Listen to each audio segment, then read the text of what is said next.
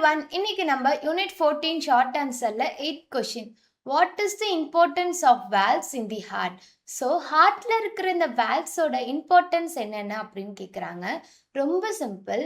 இப்போ இந்த வேல்வ்ஸ்ன்றது என்ன, ஒரு கேட்வே மாதிரியா? ஸோ இந்த வேல்வ்ஸ் என்ன பண்ணுன்னா ப்ரிவென்ட் ஃப்ரம் பேக் ஃப்ளோ. அங்கே அந்த பிளட்டோட இப்போ பிளட் வந்து போகுதுன்னா, ஒரு சைடில் போகுதுன்னா அதோட பேக் ஃப்ளோ பண்ணாமல் தடுக்கும். ஸோ இதுதான். இப்போ நம்ம ஜஸ்ட் இமேஜின் பண்ணிக்கலாம், ஒரு ஒன் வே ரோடு இருக்கு சார், ஓகேவா? இப்போ இதில் இந்த வெஹிக்கல்ஸ்லாம் எப்படி போகும்? சேம் ஒரு டைரக்ஷனில் தான் போகும். இப்போ இந்த இடத்துல திரும்பி வர முடியாதா? ஸோ அதனால இது வந்து என்ன பண்ணுன்னா ப்ரிவென்ட் ஃப்ரம் பேக் ஃப்ளோ. அந்த பிளட் போகிறது போயிட்டு ரிட்டன் பேக் வராமல் பண்ண அந்த பேக் ஃப்ளோவை வந்து தடுக்கும். ஓகேவா? அந்த வேல்வ்ஸ் தான் அதோட ரீசன். அண்ட் தென் இதை வந்து ஒரு சிங்கிள் டைரக்ஷனில் வந்து அனுப்பும். அதாவது கரெக்டாக அந்த பிளட் ஃப்ளோவை ரெகுலேட் பண்ணி அந்த ஃப்ளோவை கரெக்டாக ஒரு சிங்கிள் டைரக்ஷனில் அனுப்பும்.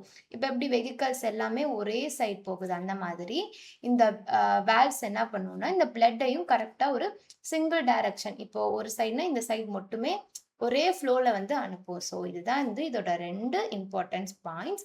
So okay, quick recall. இப்போ இந்த கொஷின் என்ன கேட்டிருந்தாங்கன்னா, ஹார்ட்ல இருக்கிற இந்த வேல்வ்ஸோட இம்பார்ட்டன்ஸ் என்னென்னு கேட்டிருந்தாங்க. 2 விஷயம். ஃபர்ஸ்ட் இதை வந்து பேக் ஃப்ளோவை வந்து தடுக்கும். Prevent from back flow. அதாவது இப்போ ஸ்ட்ரைட்டாக ஒன்று போய்கிட்டு இருக்குன்னா ரிட்டன் பேக் வராமல் இருக்கிற அந்த ஃப்ளோவை வந்து தடுக்கும்.